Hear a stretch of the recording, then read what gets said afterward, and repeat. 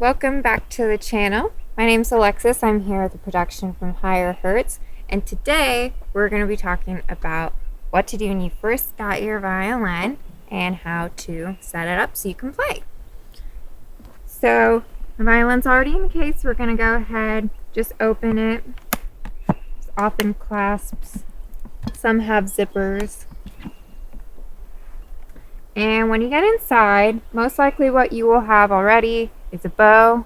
I have several bows and your violin. Okay, so violins, as I'm sure you can guess, are a bit of temperamental, fragile little creatures, so we have to treat them gently, but they're also not totally you're probably not going to destroy it if you drop it on the ground or if something happens to it, but always make sure you keep water off it. So when you got it out, it's just going to be your violin. There's not going to be anything additional on it yet. What we're going to want to do is set it up with a shoulder rest so that while you're playing it's going to be a little more comfy. It's not going to slide off while you're playing, that sort of thing. So what I have is just a couple little sponges here. There's all sorts of different varieties that you can try. Most people are pretty comfortable with a more like molded plastic shape. They have just tons of different kinds, and you can always go to a violin shop and try out several, whatever feels comfortable for you. With my violin in particular, I have to put a chin rest on each time,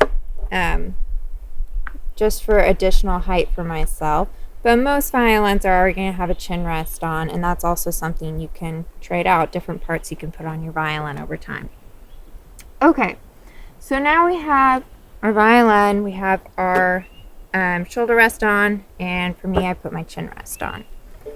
So next what we're going to want to do is grab your bow. So once you've grabbed your bow, you'll notice that the hairs are kind of like floppy, like they're like coming down a little bit. So what you're going to want to do is come to the end of it here, and there's this it's a screw. What you're going to want to do is tighten it to the right, so just righty-tighty. And then when you're ready to put it away at the end, you'll obviously go the other way. You're going to go left, lefty-loosey. And so you're going to want to tighten it up until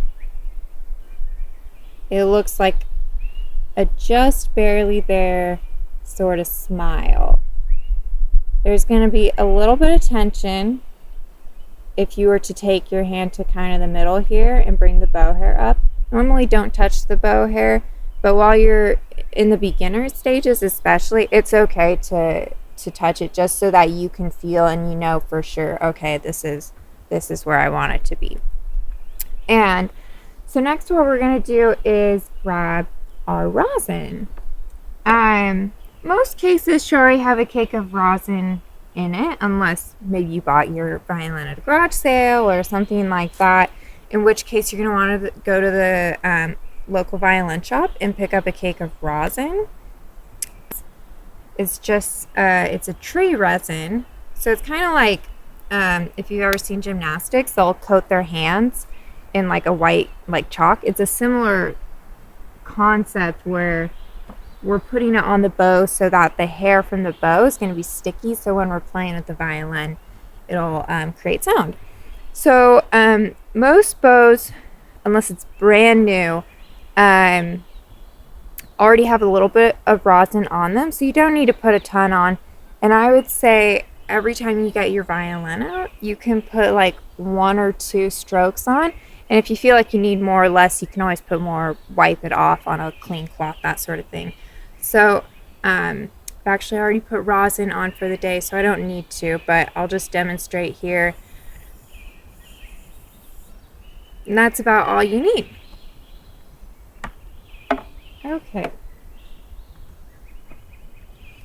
Put our rosin down here. So now our violin and our bow are completely set up, so we would be ready to start playing. I just want to go over a couple other things you might want in your case. One in particular that can be quite invaluable to those of us who are a little more forgetful is some sort of tag that has your name, your phone number, email, that sort of thing. Just in case you ever leave it somewhere or who knows what happens. Another thing you would benefit from is some sort of cleaning cloth to wipe down your violin and your bow every day after you play. And just try and wash it regularly. And then some other things that you might find useful.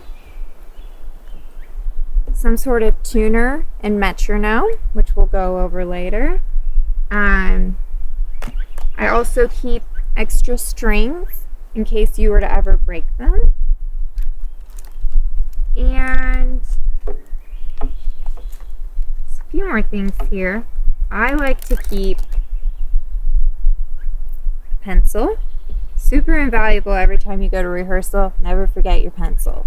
And even bring a couple extra for some friends of yours who might have forgotten theirs. Always very helpful. And let's see here. Oh, yes. I also keep several kinds of mutes. This is a mute you can use for orchestra. Oftentimes, they'll have markings saying to use a mute. And then I also keep a practice mute, really big hunker here, and it just fits over the bridge of the violin like this. And it's great for if like you're at home and say like your little brother or sister needs to go to bed, you can play at night and it's not loud at all. And one last thing, kind of a funky little thing here. This is a humidifier. And it's super great if you live in a dry or arid region. You just fill it with a little bit of water and it goes actually directly into the violin, kind of like this. And it keeps your violin from having any cracks, and also just helps improve the sound if it is really dry there. Okay, great. So now we've learned about how to set up the violin and the bow. We've learned about some things you might like to keep in your case that you can always pick up at your local violin shop or online. And thank you so much for watching. My name is Alexis, and this was a production with Higher Hertz. See you next time.